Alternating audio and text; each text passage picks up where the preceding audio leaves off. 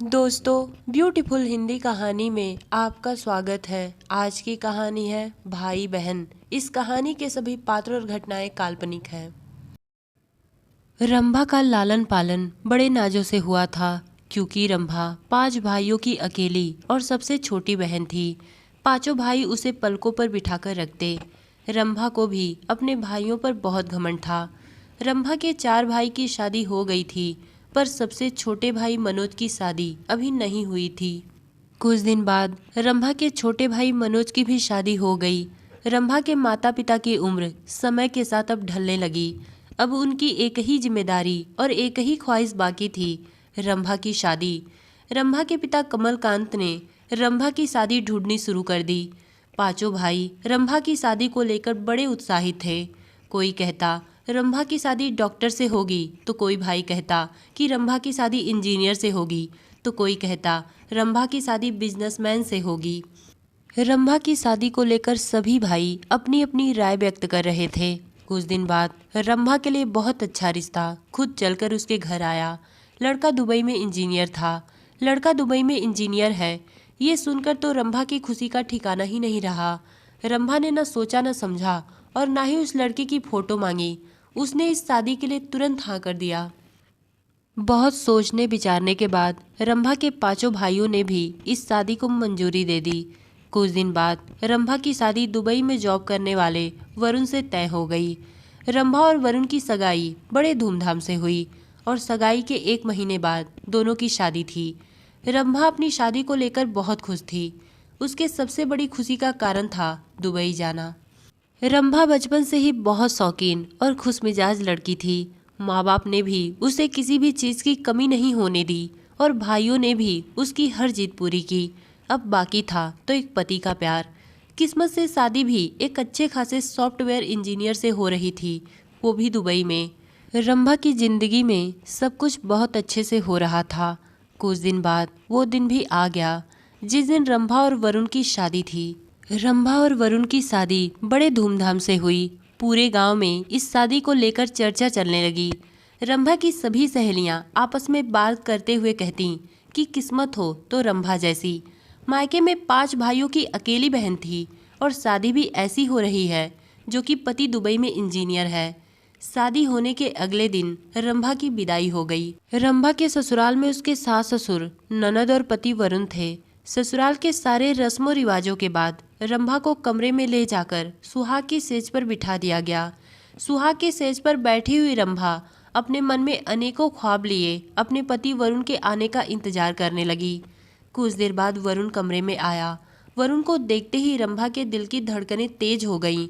वरुण ने रंभा से कहा, घबराओ मत, आज की रात हमारे मिलन की रात नहीं है। अगले हफ्ते हम दुबई चले जाएंगे। हम अपनी सुहाग रात वहीं पर मनाएंगे और हम दोनों को एक दूसरे को समझने का मौका भी मिल जाएगा।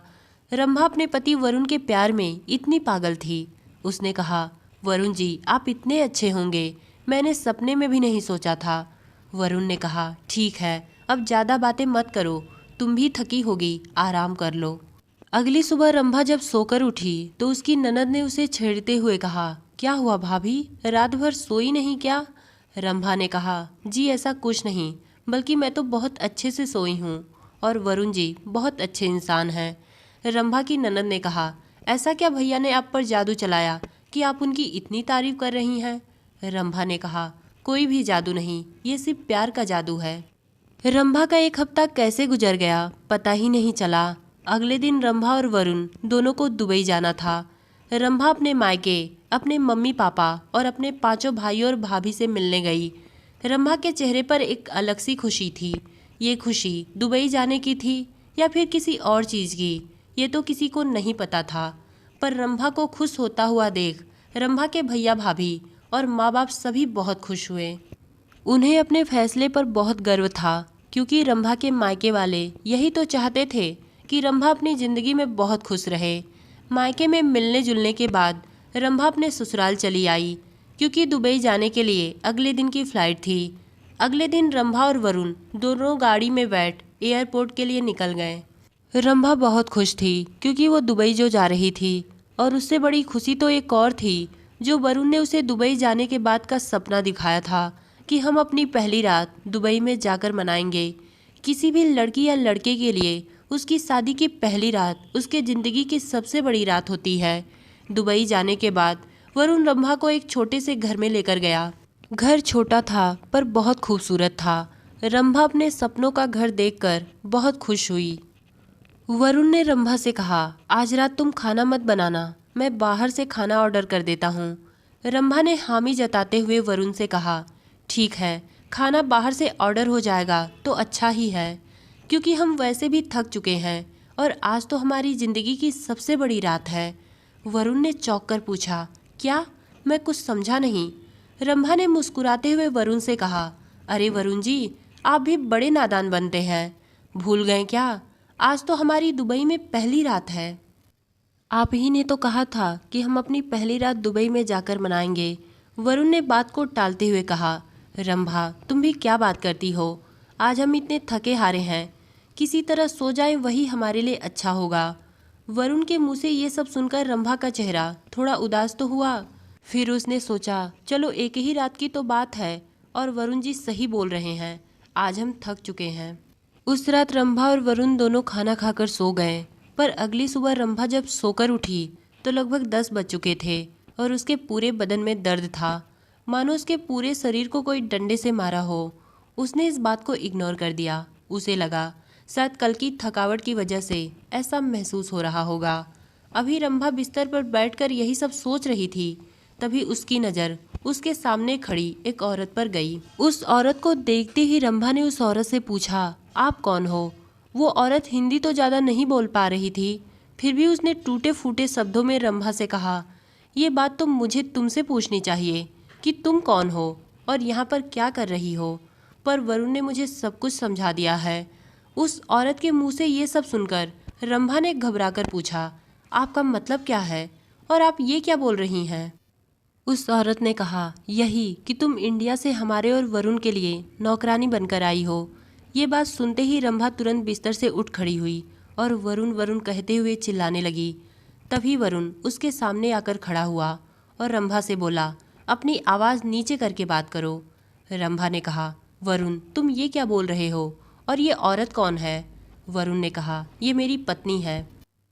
वरुण के मुंह से ये सुनते ही रंभा के तो होश उड़ गए और उसने वरुण से कहा, अगर तुम पहले से शादीशुदा थे तो तुम मेरे से शादी क्यों किए? मेरी ज़िंदगी बर्बाद क्यों किए? वरुण ने कहा, मेरी मजबूरी थी, मेरे घर वालों को नहीं पता है कि मैंने दुबई में पहले से शादी कर ली है, इसलिए उन लोगों ने मेरी शादी तुमसे करवा दी। रंभा ने रोते हुए वरुण से कहा, वरुण तुमने मेरे साथ बहुत गलत किया, मैं तुम्हें छोड़ूंगी नहीं। वरुण ने सातिराना अंदाज में हंसते हुए कहा, रंभा कौन किसको छोड़ेगा कौन किसको नहीं, ये तो समय बताएगा। यही कहते हुए वरुण अपनी मोबाइल निकाल रंभा को एक वीडियो दिखाने लगा। वो वीडियो देखते ही रंभा ने तुरंत अपनी आंखें बंद कर ली। उस वीडियो में रंभा के साथ कुछ लोग गलत कर रहे थे। वरुण ने रंभा से कहा, अगर तुम मेरी बात नहीं मानी तो ये वीडियो मैं तुम्हारे माँ बाप और पांचों भाइयों को भेज दूंगा। अपने भाई बाप का नाम सुनते ही रंभा वरुण के पैर पर गिर गई और रोते हुए बोली, वरुण भगवान के लिए ऐसा मत करना, तुम जैसा बोलोगे मैं वैसा करूंगी। उस दिन से रंभा वरुण और अपनी सौतन की नौकरानी बन गई। वरुण ने रंभा को मोबाइल फ़ोन भी नहीं दिया था। रंभा के मायके वालों को जब भी फ़ोन करना होता तो वो लोग वरुण के मोबाइल पर फ़ोन करके बात कर लेते। वो लोग वरुण से जब पूछते कि रंभा के पास मोबाइल फ़ोन कब आएगा तो वरुण कोई न कोई बहाना करके टाल देता कि अभी रंभा यहाँ पर नई नई आई है, इसका सिम कार्ड मिलना मुश्किल है। बेचारी रंभा के दिन दुबई में बड़े कष्ट से गुजर रहे थे। कहाँ दुबई आने के बाद उसने अपने पति वरुण की रानी बनने का सपना देखा था और कहाँ आज वो अपने पति और अपनी सौतन की नौकरानी बनकर रह गई थी। वरुण और उसकी पहली पत्नी यानी कि रंभा की सौतन को जब भी बाहर जाना होता तो वो लोग रंभा को घर में लॉक करके चले जाते। रंभा उस घर में एकदम घुट घुट कर जी रही थी। वो ना तो किसी से बात कर पाती और ना ही किसी से अपने मन की बात कह पाती। बेचारी रंभा मायके में 5 भाइयों की दुलारी बहन होने के नाते राजकुमारियों की तरह जिंदगी जीती थी, पर किस्मत ने आज उसके साथ ऐसा खेल खेला कि शादी होने के बाद आज उसकी जिंदगी नर्क से भी बदतर बन चुकी थी। घर आने के बाद वरुण को जब भी गुस्सा आता वो अपना सारा गुस्सा रंभा पर उतारते हुए उसे अपने बेल्ट से पीटता। फूल सी नाजुक रंभा पर इतना जुल्म हो रहा था, पर ना तो उसके मायके वालों को पता था और ना ही ससुराल वालों को। रंभा को दुबई आए हुए लगभग 2 साल हो गए थे। जब भी रंभा के मायके वाले वरुण से उसे इंडिया लाने की बात करते, वरुण छुट्टी न मिलने का बहाना बनाकर टाल देता। एक दिन अचानक वरुण के फोन पर रंभा के छोटे भाई मनोज का फोन आया। उन्होंने वरुण से पूछा, वरुण जी, दुबई में आप किस जगह पर रहते हैं? आपका घर जहाँ पर भी है वहाँ का लोकेशन मेरे मोबाइल पर भेजिए। वरुण ने घबराकर मनोज से पूछा, भैया आपको मेरे घर का लोकेशन क्यों चाहिए? मनोज ने कहा, मैं दुबई में ही आया हूँ और अपनी बहन रंभा को सरप्राइज देना चाहता हूँ। रंभा का भाई मनोज दुबई में आया है और रंभा से मिलना चाहता है। ये सुनते ही वरुण के तो होश उड़ गए। वो डर गया कि अब तो मेरी सच्चाई सबके सामने आ जाएगी।